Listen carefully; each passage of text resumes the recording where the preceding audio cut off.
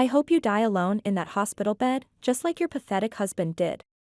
My mother's words cut through the video call, her perfectly manicured fingers clutching her concert tickets. My twins, Lily and Lucas, looked up from their corner of the hospital room, their innocent 2-year-old eyes wide with confusion. The pain in my abdomen twisted sharply, but it was nothing compared to the venom in my mother's voice. My name is Madison. I'm 28 years old, and I've just discovered that revenge is best served digitally. The monitors beeped steadily in the emergency room of Metropolitan Medical Center as my mother, Patricia, continued her tirade through the phone screen. It was Christmas Eve, but instead of showing any concern for her only daughter's emergency surgery, she was more worried about her precious Elton John tickets. 3 hours earlier, I had collapsed during a client meeting, the searing pain in my abdomen bringing me to my knees. The doctors discovered severe internal bleeding from an undiagnosed ulcer that had suddenly ruptured. If we don't operate immediately, Dr. Roberts had explained, her face grave, you could die. This isn't something that can wait until tomorrow. Don't you dare ask us to cancel our plans again. We've had these tickets for months, she hissed, my father William's stern face nodding in agreement behind her. Besides, you're probably just being dramatic as usual. I clutched my phone with trembling hands, the nurse named Victoria checking my vitals with concerned eyes. The internal bleeding was real as my parents' indifference had always been. The latest blood test showed my hemoglobin levels dropping dangerously low, and the ultrasound had revealed a growing pool of blood in my abdomen. But this time, something inside me snapped. Perhaps it was the morphine, or maybe it was 28 years of suppressed rage finally breaking free. You know what's dramatic, Mother? The way you'll react when you check your bank account next month, I said, my voice eerily calm. The $2,875 monthly support I'd been sending them since their early retirement 3 years ago, money they'd grown to depend on for their luxury lifestyle, was about to disappear. Looking back now, I should have seen this coming. The signs were there from the beginning, starting with my college graduation 5 years ago. While other parents proudly watched their children receive diplomas, mine were conspicuously absent, having chosen to attend a wine tasting event instead. Networking is more important than some ceremonial walk, my father had texted. I met Jack at that graduation. He was there supporting his sister, but he ended up being my only cheerleader that day. A brilliant tech entrepreneur who understood family disappointment all too well, he became my rock, my partner, my salvation. When we married a year later, my parents complained about the venue being too far from their country club. When the twins were born, they visited once, declaring the babies too fussy for their liking. Jack understood. We'll build our own family, he would say, one that knows how to love. And we did, creating a warm home filled with laughter and acceptance. But 6 months ago, a drunk driver stole him away, leaving me to raise our children alone while battling grief and managing our digital marketing agency. Despite my loss, I continued supporting my parents financially. I even increased the monthly amount when they mentioned struggling with inflation. I wanted to prove that family should stand by each other, no matter what. The irony is crushing, here I am, possibly dying from internal complications, and they couldn't miss one concert to care for their grandchildren. Victoria returned with news that her friend Eleanor, a professional caregiver who specializes in childhood trauma, would arrive within the hour. She's amazing with kids, Victoria assured me, squeezing my shoulder. She used to work with trauma victims at Children's Hospital before becoming a private caregiver. How much will this cost? I asked, worry creeping into my voice. Medical bills were already piling up since Jack's insurance coverage had limitations. Don't worry about that now, Victoria said. Let's focus on getting you ready for surgery. But I was worried. I thought about the $2,875 I was scheduled to transfer to my parents next week, money that could now help pay for childcare instead. The thought sparked something inside me, a flame of self-preservation that had been extinguished years ago. As Eleanor arrived, proving to be everything Victoria had promised, kind, professional, and immediately connecting with the twins, I made my decision. Could you bring me my phone one more time? I asked Victoria. With shaking hands, I sent 2 messages. The first was to my bank, canceling all future automatic transfers to my parents' account. The second was to Nathan, my cousin who worked in cybersecurity. Remember those suspicious transactions you mentioned at Thanksgiving? I'm ready to talk. As they wheeled me toward the operating room, I felt something unexpected through the pain and fear anticipation. My parents had spent years building their perfect social media facade, flaunting their retirement lifestyle while treating their daughter and grandchildren as afterthoughts. But they'd forgotten one crucial detail: I had built my entire career on understanding digital footprints and their vulnerabilities. I love you, Mommy, Lily called out, her small hand waving as Eleanor held her. I'll be right back, sweetie, I promised, my voice steady despite the pain. And when I wake up, we're going to start a whole new chapter. What my parents didn't know was that while managing their social media accounts, a favor they'd insisted I do for them, I had discovered their secret. The luxury retirement lifestyle they flaunted wasn't just funded by my monthly support, it was built on a foundation of fraudulent investment schemes and tax evasion. Every post, every transaction, every connection, I had documented it all. As the anesthesia began to take hold, I smiled. My parents thought they were attending a Christmas Eve concert. In reality, they were about to become the main performers in a carefully orchestrated symphony of digital destruction. The steady beeping of hospital monitors slowly filtered through my consciousness. 3 days had passed since my emergency surgery, and each moment of clarity brought new revelations. Victoria, the nurse who had become my unexpected ally, was checking my charts when my phone lit up with a message from Nathan. You need to see this, my cousin's text read, followed by a series of encrypted files. Found something interesting in their investment portfolio. How soon can you talk? I glanced at Eleanor, who was reading a story to the twins in the corner of my hospital room. Their small faces were animated with joy, blissfully unaware of the storm I was about to unleash. They're good for another hour, Eleanor said, catching my look. Take your call. Nathan's face appeared on my screen, his usual laid-back expression replaced by professional intensity. Remember that boat they bought last summer, he began without preamble. The one they claimed was a retirement gift to themselves? It was purchased through a shell company linked to a series of fraudulent investment schemes. My fingers tightened around the phone. Show me everything. What Nathan revealed over the next hour made my head spin. The luxury retirement lifestyle my parents flaunted wasn't just funded by my monthly support, it was built on a foundation of elaborate financial fraud. They had been running an investment scheme, targeting other retirees in their social circle with promises of exclusive opportunities.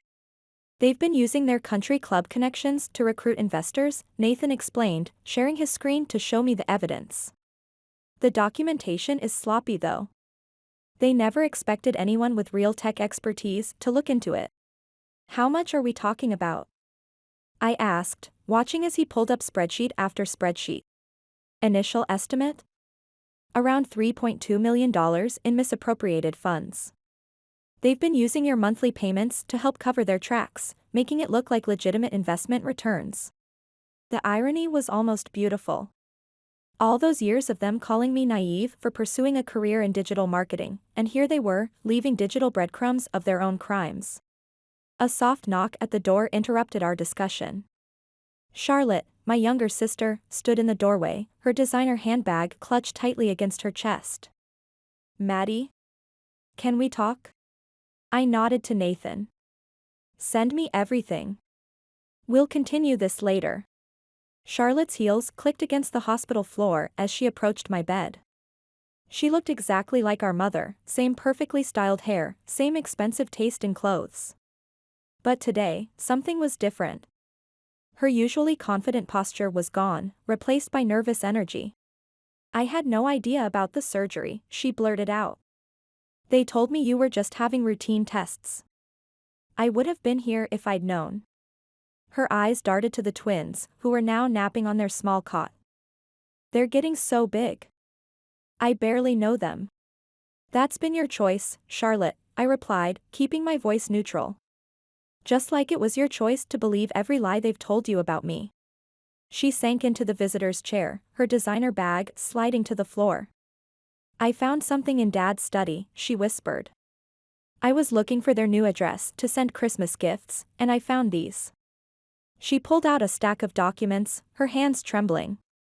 They're investment contracts, but something feels wrong. The numbers don't make sense. I leafed through the papers, recognizing several names from their country club circle. How did you get these? Dad's been drinking more lately. He forgot to lock his office. Charlotte's voice cracked. Madison, are our parents criminals? Looking at my sister's devastated face, I made a split-second decision. I need to show you something, I said, pulling up the files Nathan had sent. But first, you need to decide whose side you're really on. For the next 2 hours, I watched as Charlotte's perfectly maintained world crumbled. Each document, each transaction history, each piece of evidence stripped away another layer of the lies she'd been raised to believe. By the end, her mascara was streaked with tears, but her eyes held a new kind of determination. What's the plan? She asked finally. Because if you're going to take them down, I want to help. I smiled, remembering all the times our parents had pitted us against each other. How good are you at social media these days, little sister? The next week passed in a blur of careful preparation.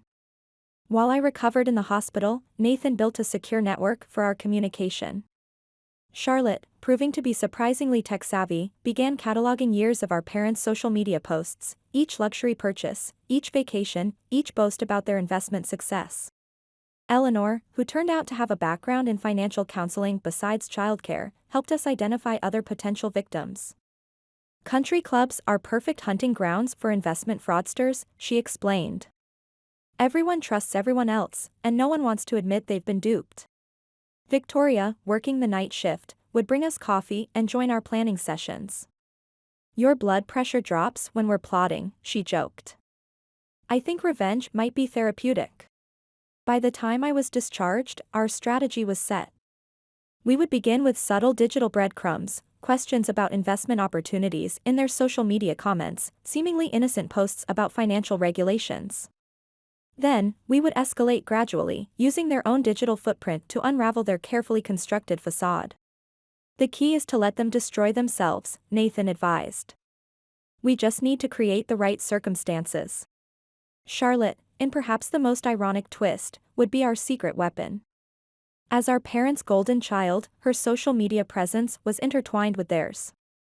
Every post she made about their lifestyle reached their entire social circle. The first phase of our plan launched the day I returned home. Charlotte posted a seemingly innocent question on their country club's private Facebook group. Has anyone else had trouble accessing their investment statements this month? Mom and Dad mentioned some system upgrades. Within hours, concerned comments began appearing. Other members reported similar issues. My parents, still blissfully unaware of the trap, rushed to reassure everyone that everything was fine. That evening, as I sat in my home office reviewing the growing thread of comments, my phone buzzed with a message from my father. Your mother and I need to discuss this month's transfer. It's late. I smiled, thinking of the carefully crafted response waiting in my drafts folder. But first, I looked in on the twins, sleeping peacefully in their room. Lily clutched her favorite stuffed giraffe, while Lucas had kicked off his blankets as usual. In the soft nightlight's glow, I whispered a promise to them. We're going to show them what real family loyalty means. The digital war had begun, and my parents were about to learn that in the modern world, every click, every post, every transaction leaves a trail. Their carefully constructed house of cards was about to face a hurricane of truth, orchestrated by the daughter they had underestimated for far too long. The first sign that our plan had backfired came at 3 a.m. My security system's AI detected an unusual pattern. Someone was systematically attacking our home network. Not from the outside, but from within. Madison, we've been compromised, Nathan's voice crackled through our encrypted line. They've hired Black Mist. My blood ran cold. Black Mist wasn't just any security firm, they were infamous in cybersecurity circles for their aggressive counterintelligence tactics. My parents had apparently decided to fight fire with nuclear weapons. How bad? I asked, already moving to the twins' room. If Black Mist was involved, physical security might be compromised too. They're good. Really good. Nathan's typing was audible through the call. They've already breached our first firewall. But that's not the worst part, they're broadcasting our location. I reached the twins' room just as car headlights swept across the windows. Black SUVs were pulling up outside, not law enforcement, something else. Charlotte, protocol red, I commanded through our secure channel. Initiate now. My sister's voice was steady. Already on it. Safe house protocol activated. Victoria and Eleanor are en route to the backup location. Madison, Nathan's voice suddenly turned urgent. They're not just attacking digitally. Black Mist has a physical operations team. I'm detecting unauthorized access attempts at multiple ISP nodes near your location. I frantically checked the security cameras. 3 unmarked vans had parked strategically around our neighborhood. Men in utility worker uniforms were approaching telephone poles. They're trying to cut us off physically, Charlotte realized. If they isolate our network, we'll lose everything, I finished. Nathan, initiate the satellite backup protocol. Charlotte, start the data migration to our offshore servers. A warning flashed across my screen, network integrity compromised, 15 minutes TO total shutdown. Mom? Lily's sleepy voice made my heart stop. She stood in the doorway, clutching her giraffe. There are strange men outside. I swept her into my arms, already moving. Charlotte, get Lucas. Protocol red, now. Eleanor appeared as if summoned, taking Lily from me. The safe house is ready, she whispered. Victoria's waiting with medical supplies, just in case. As Charlotte rushed past with a sleeping Lucas, my phone buzzed. An unknown number, but I recognized the area code, my parents' lawyer. Very clever, Madison, a smooth voice purred. But did you really think your parents wouldn't have insurance? Check your email. My blood ran cold as I opened the encrypted message.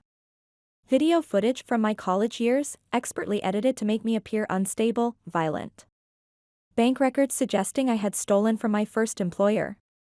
Medical records hinting at drug abuse. All ready to go to every major news outlet, the voice continued. How do you think that will affect your custody arrangement? For a moment, I couldn't breathe. They were threatening my children. My children. Nathan, I whispered into our secure line. Are you seeing this? Already tracing, he replied grimly. But Madison, there's something else.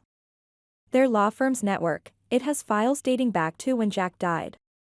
The world seemed to tilt on its axis. What kind of files? Insurance investigations. Accident reports. Things that should have been confidential. Nathan's voice was carefully controlled. Madison, the drunk driver who killed Jack? He was at your parents' country club that night. At a private party they hosted. The revelation hit me like a physical blow.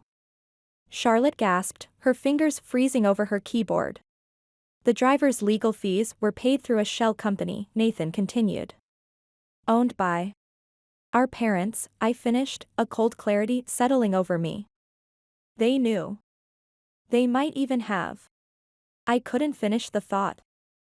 Instead, I pulled up our emergency protocols screen. Charlotte, remember that program we discussed? The nuclear option? My sister's eyes widened. The one that would expose everything. Every crime, every victim, every conspiracy. Not just the financial fraud, but everything they've touched for the past 30 years. I took a deep breath. Including what they did to Jack. It would destroy them completely, Charlotte whispered. Not just legally, but they threatened our children, I replied, my voice arctic. No more games. The next 48 hours became a digital chess game played at lightning speed. While Eleanor took the twins to our prepared safe house, Charlotte and I orchestrated our counteroffensive from separate locations. We couldn't risk being in the same place. Black Mist's first move was brutal, they froze all my accounts, including the business ones. But we had anticipated this. What they didn't know was that each blocked account triggered an automated release of documents to key journalists. They're trying to paint you as a cyber terrorist, Nathan reported. Your parents are on Channel 7 right now, crying about their misguided daughter who's trying to destroy their reputation out of grief. I watched the interview through our secure feed. My mother, wearing her favorite pearl necklace, the one bought with stolen retirement funds, dabbed at perfectly dry eyes. "We just want our daughter to get help," she simpered. "First losing Jack, and now these delusions about fraud." "Play the nursing home footage," I ordered. Charlotte's fingers flew across her keyboard. Within minutes, every major news outlet received video evidence of our parents meeting with elderly victims in various upscale retirement homes.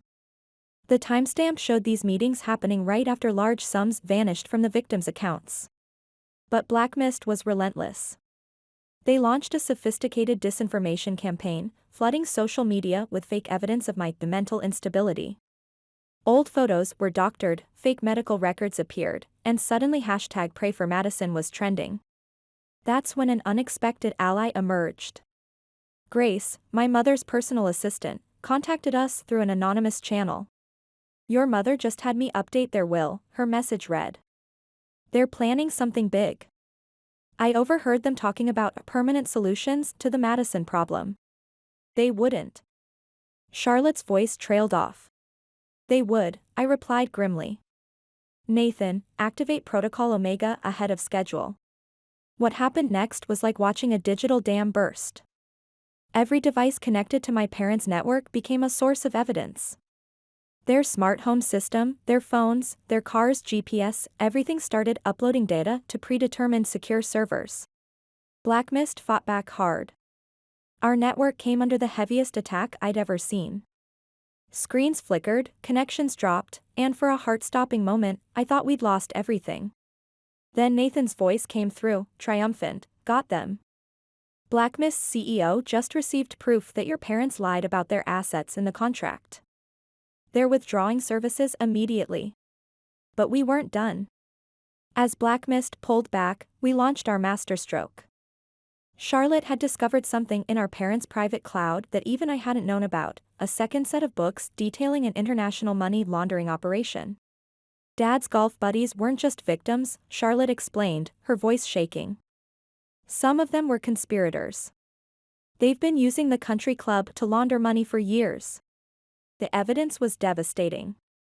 Every transaction, every fake account, every victim's statement began uploading to financial authorities worldwide. The country club's secure server, which I had quietly compromised months ago, proved to be a goldmine of incriminating evidence.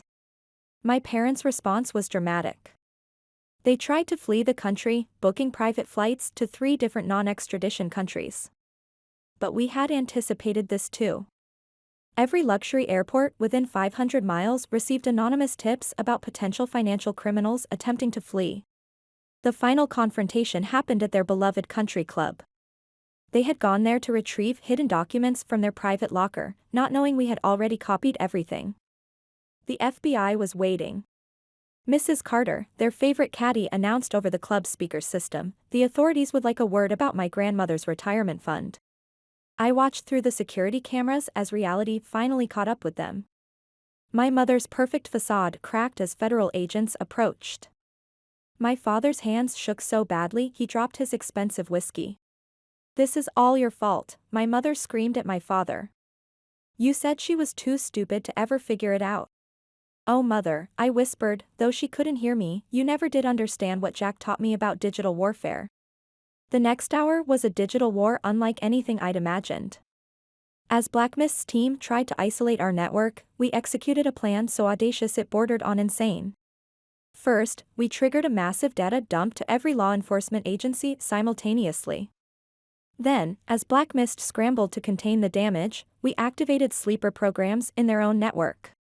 But my parents had one last card to play. As federal agents converged on the country club, they attempted a desperate gambit. "Madison," my father's voice came through our speakers, somehow breaking through our security. "Think about what you're doing. We're your parents. We gave you life. And you took away my children's father," I replied, my voice steady despite the tears streaming down my face. "Goodbye, Dad." The final keystroke felt almost anticlimactic. But its effects were anything but. Every screen in the country club, phones, laptops, even the digital golf course markers, suddenly displayed the truth. Security footage of my parents planning with the drunk driver. Bank transfers showing hush money. Emails discussing how to use Jack's death to manipulate me. My mother's scream of rage was cut off as federal agents burst in. Through the club's cameras, I watched justice finally arrive. Mrs. Carter, their regular caddie's voice came through the club's audio system. I think you should know, my grandmother wasn't your only victim. Jack wasn't your only victim. But he will be your last. One by one, their victims began to speak up. The carefully maintained facade of country club respectability cracked, then shattered completely. Victoria arrived for her evening visit to find me still at my computer, watching the aftermath unfold. Your blood pressure is probably through the roof, she scolded gently. Worth it, I replied, showing her the latest messages flooding in. Former victims offering thanks. Law enforcement requesting statements. Journalists seeking interviews. Mommy? Lily's sleepy voice came from the couch. Can we have ice cream? I looked at my daughter, then at the screens showing my parents' world collapsing, and made an executive decision. Yes, sweetie.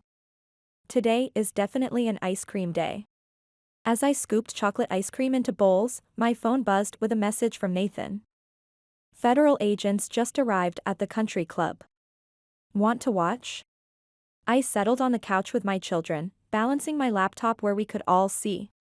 Lily and Lucas didn't understand the significance of the men in suits approaching their grandparents, but they enjoyed the ice cream. Are you sad, Mommy? Lucas asked, noticing my intense focus on the screen. No, baby, I replied, watching as my parents were escorted to separate cars. Sometimes grown-ups have to face consequences for their choices. Charlotte joined us, bringing more ice cream and a bottle of champagne. To Justice, she proposed, served digitally cold. As we watched my parents' perfectly crafted world crumble, I felt no joy, no sadness, just a profound sense of completion. They had chosen their path, prioritizing wealth and status over family, morality, and love. I pulled my children closer, breathing in their sweet, ice cream-scented presence. We make our own family, I whispered Jack's words, finally understanding their full meaning. The family we choose, the bonds we forge through love and loyalty, are stronger than any ties of mere blood. Breaking news, the Carter investment fraud case has revolutionized digital financial security, the news anchor announced as I reviewed our latest success metrics. 1 year had passed since that fateful Christmas Eve, and everything had changed for the better. Mom. Look what I made. Lily burst into my office, pulling Lucas along. My son proudly displayed his tablet showing an animation of dancing giraffes, his first piece of code, created using Nathan's special programming app for kids. That's wonderful, sweetie. I hugged them both, cherishing their innocent excitement. Through the window, Eleanor tended to our garden, where Jack's memorial roses bloomed alongside new spring flowers. Charlotte entered, beaming with news. The Senior Protection Program got federal approval, we're going nationwide. My sister, once pitted against me by our parents, had found her calling teaching elderly citizens about digital security. Perfect timing, Nathan's voice came through our secure system. Dubai just signed. Phoenix Digital Protection is now international. Victoria arrived with her traditional evening visit, carrying our celebration staple, artisanal ice cream. The recovery numbers are incredible, $50 million returned to victims this quarter alone. Grace, my parents' former assistant and now our foundation's director, joined us with more victories. 3 more countries won our fraud prevention system. We're changing lives globally. Our home was filled with laughter and love, everything our childhood had lacked. The twins were growing up surrounded by genuine affection and guided learning. Their interest in technology was balanced with strong values and compassion. Mom, Lily asked, her face serious. Can we make a program to help other kids whose grandparents aren't nice? Like how you help the older people. My heart swelled with pride. That's a beautiful idea, sweetheart. Let's start planning tomorrow. Later that evening, as the twins slept peacefully upstairs, I sat in our garden sanctuary. The jasmine's sweet scent, Jack's favorite, filled the air. Charlotte joined me with our traditional late-night hot chocolate. The book deal's final, she announced. They want a whole series on family digital security, including children's versions. I smiled, remembering how far we'd come. The scared, angry woman in that hospital bed seemed like a different person. Now we led an enterprise dedicated to protecting others from experiencing similar pain. You know what's ironic? Charlotte mused. Mom and Dad's perfect social circle is in prison, while we've built something that actually helps people. Through the garden windows, I could see our family photos, genuine moments of joy and connection, not the stiff portraits our parents had demanded. The twins' birthday parties, Charlotte's foundation launch, team celebrations, each image telling a story of love and growth. A quiet knock at the garden gate revealed our young neighbor and her grandmother. Ms. Carter? Could you help? Grandma got a strange email about her bank. Of course, I smiled, reaching for my tablet. Let's teach you both about digital safety. As I guided them through security basics, I caught my reflection in the window. The daughter desperate for approval was gone, replaced by a confident woman who had transformed pain into purpose. That night, tucking the twins into bed, Lucas asked sleepily, "Can we have ice cream tomorrow too?" "Yes, baby," I kissed his forehead. We make our own rules now. Looking out at the garden where our chosen family gathered for weekend brunches, I felt complete. We had built something my parents could never understand, a legacy of love, protection, and genuine connection. Tomorrow morning, Victoria would propose our traditional toast, to new beginnings. To the family we choose, Charlotte would add. To ice cream, the twins would giggle. And I would smile, knowing this beautiful, unconventional, love-filled life was the sweetest victory of all. Not because we had destroyed our parents' world, but because we had built something far more precious, a real family, bound by love and choice rather than obligation and fear. In the end, that was the true revenge, not the destruction of their carefully crafted facade, but the creation of something genuinely beautiful from the ashes of their betrayal. A home filled with laughter, a family chosen by love, and a legacy of helping others protect themselves. Jack would have been proud. We had built exactly what he always dreamed of, a family that truly knows how to love.